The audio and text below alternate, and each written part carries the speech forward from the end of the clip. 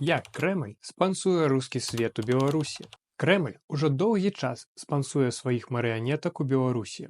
Гэта паказала масіўная ўцечка дадзеных з аднаго з расійскіх фондаў.